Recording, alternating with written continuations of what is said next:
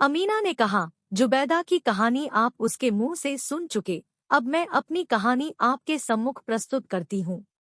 मेरी माँ मुझे लेकर अपने घर में आई कि रड़ापे का अकेलापन उसे न खले। फिर उसने मेरा विवाह इसी नगर के बड़े आदमी के पुत्र के साथ कर दिया। दुर्भाग्यवश एक ही वर्ष बीता था कि मेरा पति मर गया, किंतु उसकी सारी संपत्ति जिसका मूल्य लगभग 90,000 रियाल था मेरे हाथ आ गई। इतना धन मेरी सारी जिंदगी के लिए काफी था। जब पति को मरे 6 महीने हो गए तो मैंने 10 बहुत मूल्यवान पोशाकें बनवाई, जिनमें से हर एक का मूल्य 1,000 रियाल था। जब पति को मरे 1 वर्ष पूरा हो गया तो मैंने उन पोशाकों को पहनना आरंभ किया। एक दिन मैं अपने घर में अकेली बैठी थी कि मेरे सेवक ने मुझसे कहा कि एक बुढ़िया आपसे कुछ कहना चाहती है, आज्ञा हो तो उसे अंदर ले आओ। मैंने अनुमति दे दी। बुढ़िया अंदर आई और उसने भूमि चूमकर मुझे प्रणाम किया, फिर खड़े होकर कहने लगी, मैंने आपकी दयालुता की बड़ी प्रशंसा सुनी है, इसीलिए आपके सन्मुख कुछ निवेदन करना चाहती हूँ। मेरे पास एक कन्या है जिसके माता पिता नहीं है। आज रात को उसका विवाह है। हम दोनों इस नगर में अपरिचित हैं। जिस लड़के के साथ उसका विवाह होना है वह धनी परिवार का है और उसके संबंधी भी काफी है। सुना है कि दूल्हे के साथ बहुत सी स्त्रियां बहुमूल्य वस्त्राभूषण पहन कर आएंगी। यदि आप उस विवाह में शामिल हो तो मेरी प्रतिष्ठा रह जाएगी। हमारी ओर से आप होंगी तो समधियाने वाले हमें अपरिचित और निर्धन न समझेंगे। तुम्हारे जैसी शान शौकत तो किसी में नहीं होगी और सब लोग यही कहेंगे कि जब इस बुढ़िया की ओर से ऐसी धनाढ्य महिला आई है तो वह भी प्रतिष्ठावान होगी। अगर आप मेरी निर्धनता और दीनता का ख्याल करके मेरे यहाँ चलने से इनकार करेंगी तो मेरी प्रतिष्ठा धूल में मिल जाएगी। इस नगर में न तो मेरा कोई अपना सगा संबंधी है जिससे मैं मदद मांगू, न आपके समान परोपकारी कोई महिला है जो दीन अनाथों पर दया करे।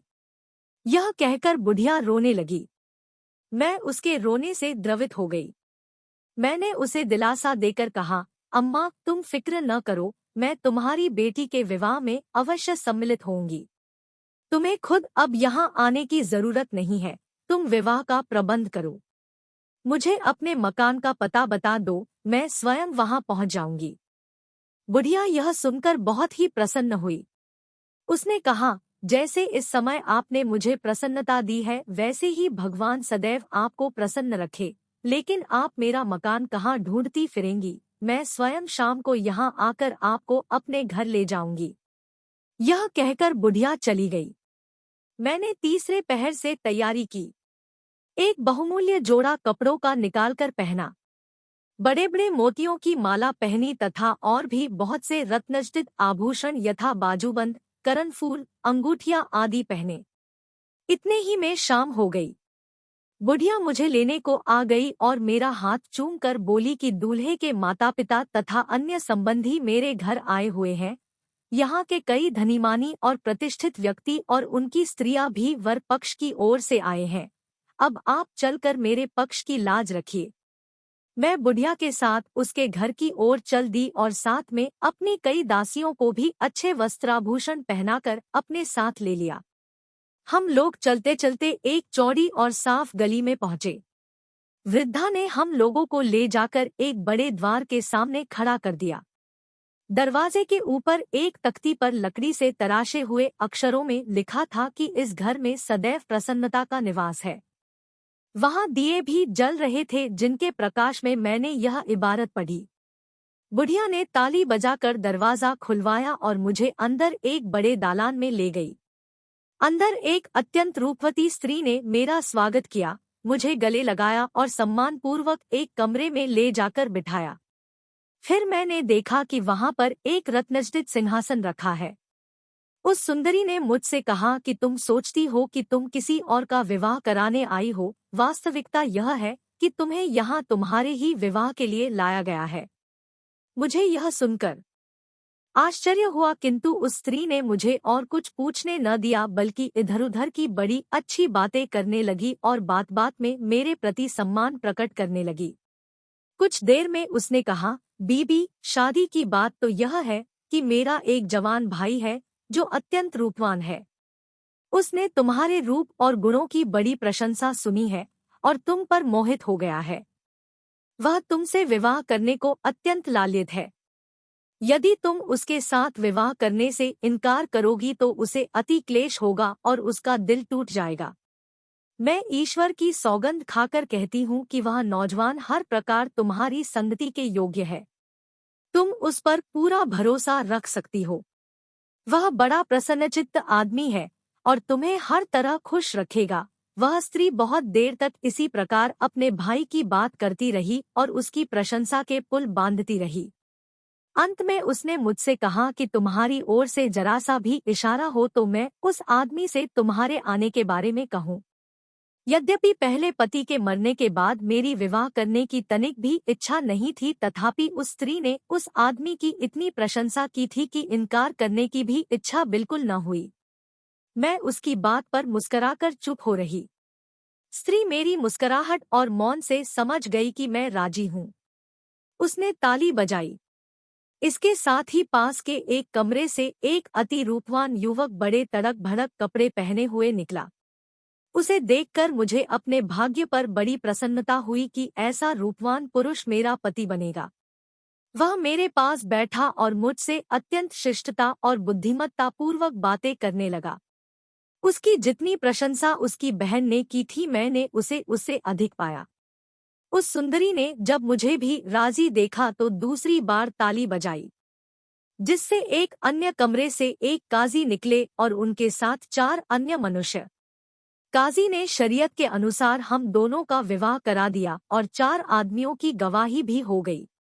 मेरे पति ने मुझसे वचन लिया कि मैं किसी अन्य पुरुष से बात न करूंगी, बल्कि देखूंगी भी नहीं, सदैव पातिव्रत्य का पालन करूंगी और उसकी आज्ञाओं का प्रसन्नतापूर्वक पालन करूंगी। उसने यह भी कहा कि अगर तुमने अपनी प्रतिज्ञाएं पूरी की तो मैं तुम्हारा त्याग कभी नहीं करूंगा। मैं धनवान वर्ग की महिलाओं की भांति, बल्कि रानियों की भांति अपने पति के घर में रहने लगी। 1 महीने बाद मैंने अपने पति से शहर के बाजार को जाने की अनुमति मांगी। मैंने कहा कि जैसे कई अमीर घरानों की स्त्रियां बाजार से रेशमी थान खरीदकर बेचा करती हैं, वैसे ही मैं करना चाहती हूँ। मेरे पति ने इसके लिए अनुमति दे दी। मैं 2 दासियों तथा उस बुढ़िया के साथ, जो मुझे विवाह के लिए बहाना करके लाई थी, नगर के सबसे बड़े बाजार गई, जहाँ बड़े बड़े व्यापारियों की दुकानें थी। बुढ़िया ने कहा, यहाँ एक नौजवान व्यापारी है जिसे मैं अच्छी तरह जानती हूँ। उसकी दुकान जैसे बहुमूल्य थान कहीं और न मिलेंगे। मैंने भी सोचा था कि एक ही जगह अच्छा माल मिल जाए तो जगह जगह क्यों भटके, इसीलिए उस व्यापारी की दुकान पर चली गई। व्यापारी जवान ही नहीं, अत्यंत रूपवान था।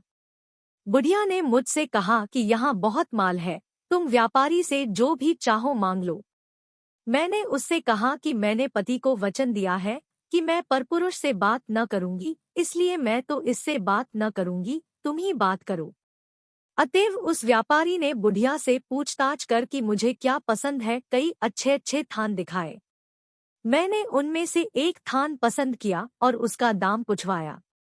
व्यापारी बोला, यह थान अमूल्य है, मैं इसे असंख्य अश्वियों में भी नहीं बेचूंगा, किंतु यह सुंदरी अगर अपने कपोल का एक चुंबन मुझे दे दे तो यह थान उसका हो जाएगा। मैंने बुढ़िया से नाराज होते हुए कहा कि यह व्यापारी बड़ा लंपट और धृष्ट जान पड़ता है, इसकी हिम्मत ऐसी गंदी बात करने की कैसे हुई।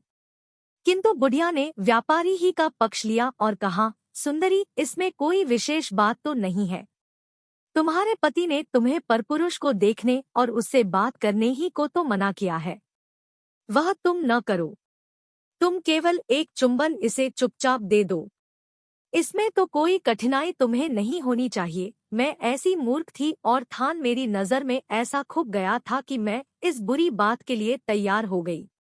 अब वह वृद्धा और दोनों दासियां सड़क की ओर मेरी आड़ करके खड़ी हो गई। मैंने अपने मुख पर से वस्त्र हटाकर उस व्यापारी के सामने गाल कर दिया। दुष्ट व्यापारी ने चुंबन लेने के बजाय मेरे गाल में दांत गड़ा दिए, जिससे गाल लहूलुहान हो गया और मैं तड़प कर अचेत हो गई। इस अरसे में अवसर पाकर व्यापारी ने अपना माल जल्दी से लपेटा और दुकान बंद करके गायब हो गया। कुछ देर बाद जब मुझे होश आया तो मैंने अपने गाल को लहूलुहान पाया। बुढ़िया और दासियों ने मेरे गाल को कपड़े से ढक दिया था और उन लोगों की परेशानी और हाय हाय को सुनकर जो भीड़ वहां जमा हो गई थी उसने समझा कि मैं किसी बीमारी से या कमजोरी के कारण बेहोश हो गई। मेरे होश में आने पर बुढ़िया और दासियों को संतोष हुआ और वे मुझे धैर्य देने लगी। विशेषतः बुढ़िया को बहुत दुख हुआ। उसने कहा, सुंदरी, मैं तुम्हारी अपराधिनी हूँ, मुझे क्षमा करो। तुम्हारे ऊपर यह सारी मुसीबत मेरे कारण ही आई। इस कमीने व्यापारी की दुकान पर तुम मेरे कहने से आई। अब घर चलो। जो हुआ सो हुआ, अब तुम और चिंता न करो। मैं तुम्हारे घाव पर ऐसी दवा लगा दूंगी कि 3 दिन के अंदर न केवल घाव भर जाएगा बल्कि उसका कोई चिन्ह भी नहीं रहेगा। मैं किसी तरह गिरती पड़ती उन लोगों के साथ अपने घर पहुंची और अपने कमरे में जाकर पीड़ा, निर्बलता और थकन से फिर अचेत हो गई। बुढ़िया मुझे होश में